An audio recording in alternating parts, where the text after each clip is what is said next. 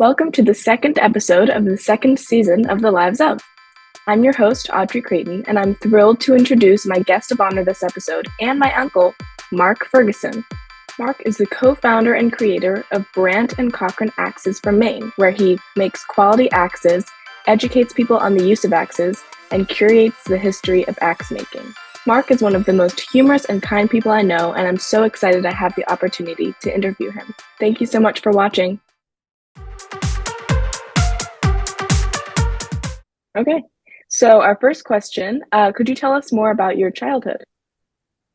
Well, I grew up in outside of Detroit, Michigan, and in a pretty suburban setting. So the whole running around, riding bikes, playing baseball in the lot next to our house, all that kind of leave it to beaver stuff, pretty much. And our family did a lot of canoeing and camping, a lot of outdoor stuff, and so we did a lot of that. My father was a Presbyterian minister, and my mother was a teacher until us kids proved too much for her, and then she was a stay-at-home mom. And I've got a brother and a sister and a cousin that ended up living with us in Detroit too. And all those times I worked every summer. Always was working since the time I was about, I had a paper route when I was a kid with my brother, and my grandfather, Leland, who Leela's named after, your cousin's named after, got jobs for me in the summer. So I always worked in little machine tool and die shops from the time I was 15 till I was in college. All those summers in college, I worked in these little machine shops. So it's a pretty bland, suburban existence, but it was great. I had a blast.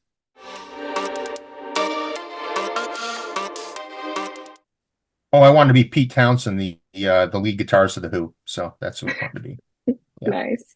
Pretty much, yeah, straight up. Just but I have zero musical talent, so I just now have turned into Who, and have been since I've been 9 years old, a complete music nerd, and as you've known. But yeah, I always wanted to do that, and I have guitars. I'm awful at them, and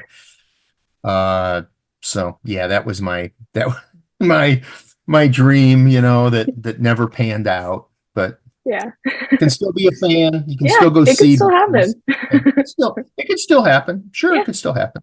I got time. I got time. Yeah. So. Yeah.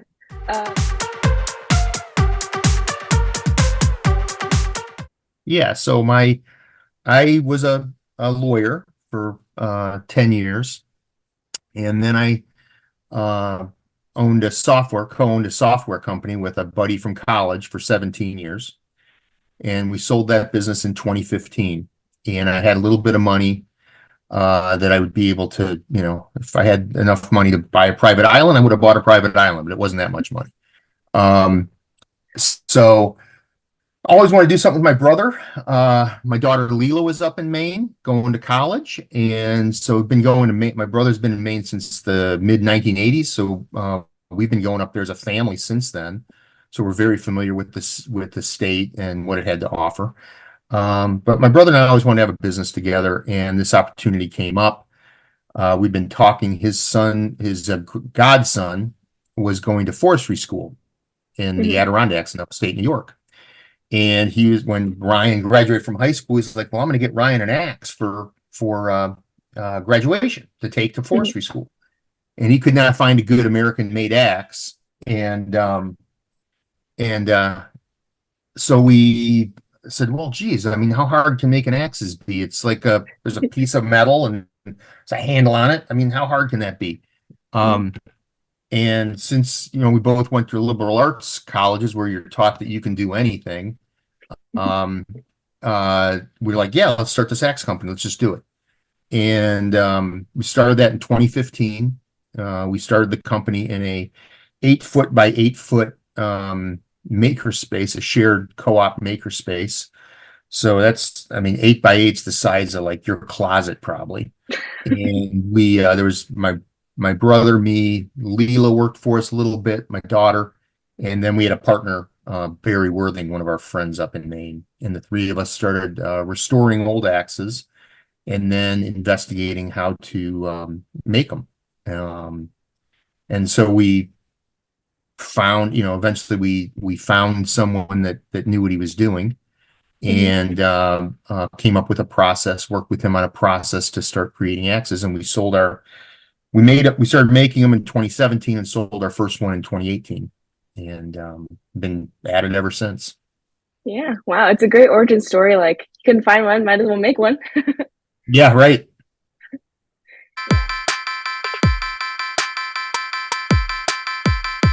I think it's just being surrounded by the people. I Hmm. mean, we're all the folks that work for us are super talented and super creative.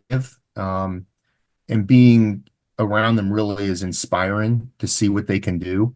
Um, Because the nice thing about forging metal is and the way we're doing this is I mean, it's a little factory, right? So Hmm. it's, it's not Colonial Williamsburg where we're like putting our tri-corner hats on and, starting the coal furnace and, wearing, buttoning up our pants and buckling our shoes. It's a shop, and but there's also a ton of craft in it. And just watching um these blacksmiths, of which Leela's one, moving metal around when it's 2000 degrees, and solving problems that come up because every axe you make is there's something a little challenging about each one that's made, for whatever reason. Each one's a little bit different. So just being around them that's the most fun of the whole thing, is just going to the shop and hanging out and watching people apply their craft. It's really Yeah. cool because I can't do any of it. So it's for me. We started out, my brother, me, and Barry, doing some of it, and now it's like get the old idiots out of here and let the real craftspeople do this, right? So, Yeah. um, that's the best part. And then working Yeah. and then seeing, Leela's there, so seeing my daughter there when I'm Mhm. up there every day is fantastic. It's Yeah. like you get to work with your kid who's 32 years old.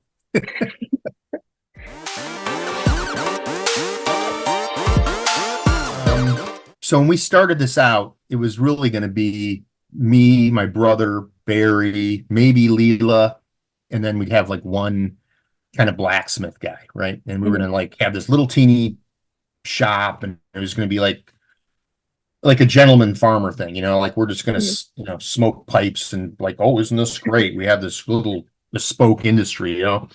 And and then our axes started getting noticed. We started selling a bunch of them, and the axes got reviewed in Field and Stream magazine, as being one of the four best axes being made in the world right now. Um, we did some big projects with some prestigious retailers like Filson and Huckberry and Solo Stove, and so then, that all goes to your head, right? So you just get a big old giant. I got a big giant melon anyways, but it gets all bigger, like, oh, people love us, man. We got to make more stuff. Mhm. And so then you start like, oh, okay, let's just keep growing, keep growing. And all of a sudden you got employees and you got rent and you got all this, healthcare, and you got this and you got that. And then it's just a business. So I didn't expect to be where I am now. It's not what I expected. I expected this not to be a lot of stress for me, like going through books of like contacts that I've been doing today, schlepping axes. So it's what we thought was going to be kind of this little teeny a cottage industry type company, Mhm. has really morphed into something different. But it's still, in a lot of ways, it's still satisfying, just in a different way. And I think it's Mhm. satisfying because we're able to, bring all these people along, that are working for us, and that are super passionate about what they're doing. And Mhm. they wouldn't have had an opportunity to do something like that otherwise if we weren't around. I don't know what they'd be doing, something um, creative and so forth, but it certainly would have been making axes because we're it. There's not anybody else in the United States doing what we're doing.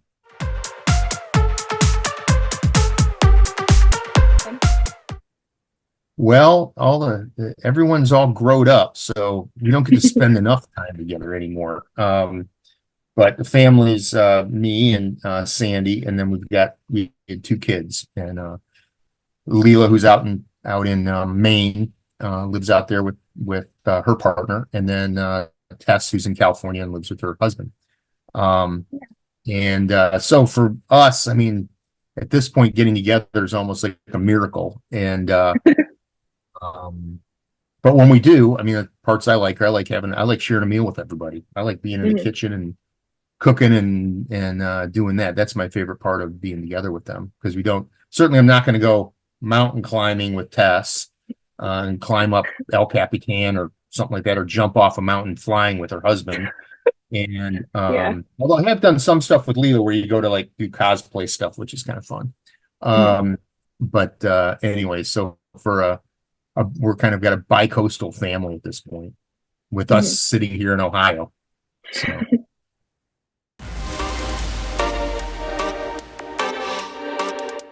Um, I've only been there once, but I love going. I is Scotland. I don't know. It has a. I've been there once. I do a bunch of things with Scottish heritage, and I it's just a. I hopefully I'm going back there this year. Maybe, I don't know. We'll see. Yeah, we still have to go to Scotland. But oh yeah. Mhm. Well, maybe I'll go with you. Yeah. But it's so last name's Ferguson, so our heritage is Scottish, coming on my grandfather's side. And my father was always he had a kilt. Now I've got my dad's kilt. So we have all the kit and all that stuff. I run the local Robert Burns supper up here Mhm. every January, which is the Robert Burns is the national poet of Scotland. His birthday is January 25th, and it's all around the world. They run these Burns dinners where you have the haggis and you pipe the haggis and all that stuff in. And I run the one in Cleveland up here, which is kind of funny because I don't really know how to pronounce anything like in Scots dialects. So it's kind of embarrassing sometimes. But I'd say Scotland, and um, I also like being out west. I like being out in the I like being out where Tess is, out in high desert. Mhm. On the Eastern Sierras and out that way, and out in the Pacific Northwest. It's just beautiful out there. So those two Yeah. places probably.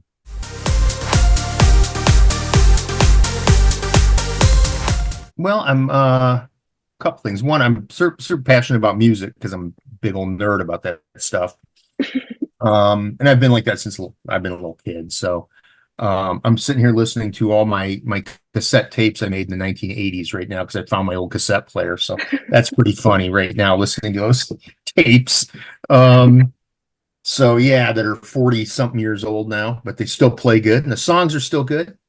But yeah, I mean, I'm passionate about music. I'm also I'm kind of I'm passionate about what we're doing with the business out in Maine and trying to build that up. Mhm. Which kind of feeds into your next question about goals for the future. I mean, what we're trying to Mhm. do is build a company that's going to last 100, 150 years. I mean, Yeah. um, the name Brant and Cochran comes from, that's my grandfather Leland's, the name of his company in Detroit, Michigan, which was Mhm. a tool supply company. And after World War II, him and a couple guys got together and bought surplus army machine tools like lathes and drill presses and things like that, fixed them up, much like we did with the initially when we were restoring old axes, Mhm. and fixed them up and started a business with that. And that business ran until the mid 70s when they shut it down.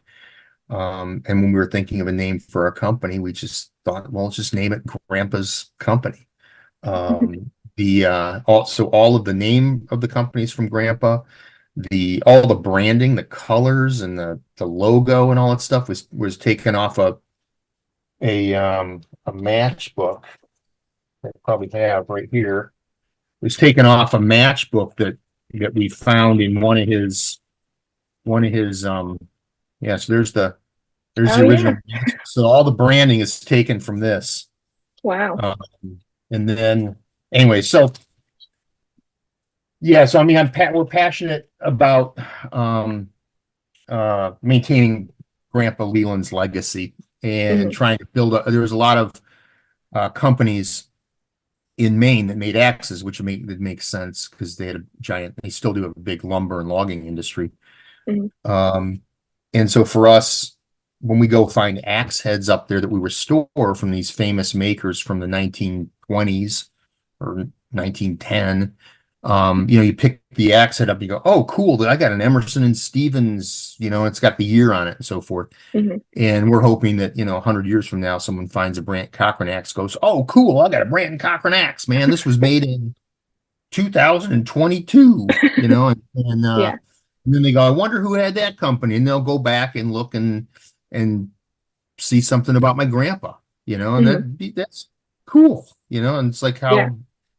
it's how we get to make our legacy. So my brother and I and Leela and all the other employees and our partner Barry are very passionate about trying to build something that's sustainable and Mhm. lasts for a long time. It's not for us. It's not about just trying to make a bunch of money, and it's more trying to build this thing so it lasts and that our employees can all have meaningful jobs that they can Mhm. be proud of. There's certainly not a lot of people going to put axe maker on their resume, that's for sure. Yeah. Mhm. So, Yeah. so that's I'm passionate about trying to finish out the job that we started with this business. Yeah. Very cool. Yeah. Building a legacy.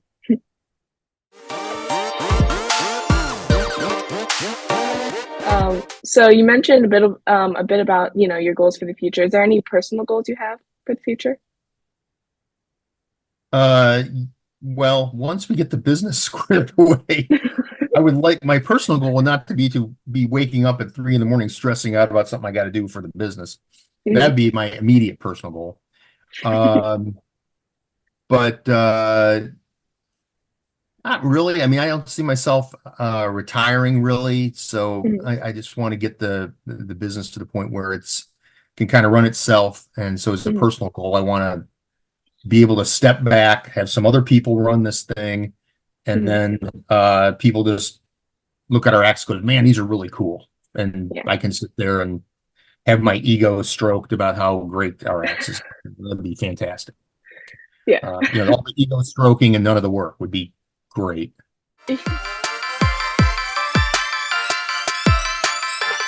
Well, we talked a lot about my grandfather. My Mhm. grandfather and my father inspire me. So I mean, that's really a lot of that is based on that. Mhm.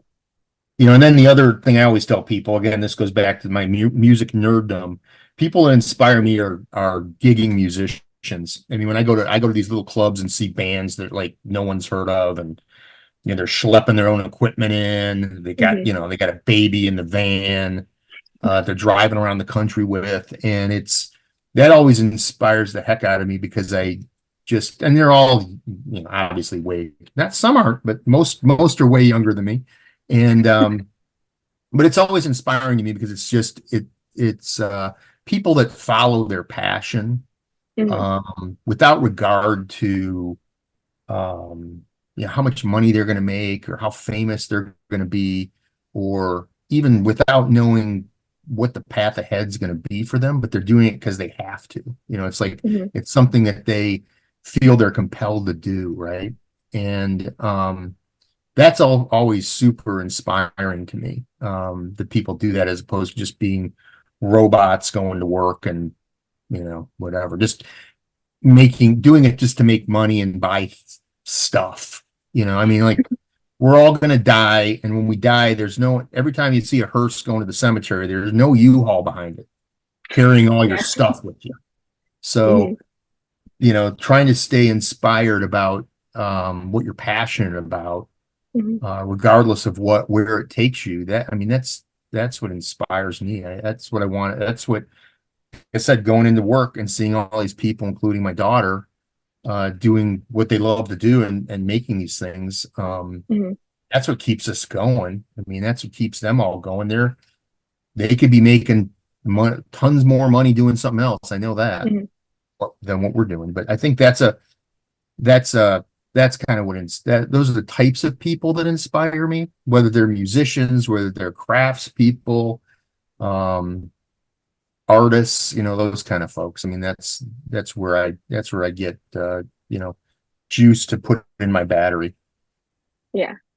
Well, Mark, those are all my questions. I want to thank you so much for letting me interview you. I had an amazing time, and I hope we can do this again soon. Well, it's good talking to you, Audrey. Have a great rest of the week. You too. See ya. Bye. Bye.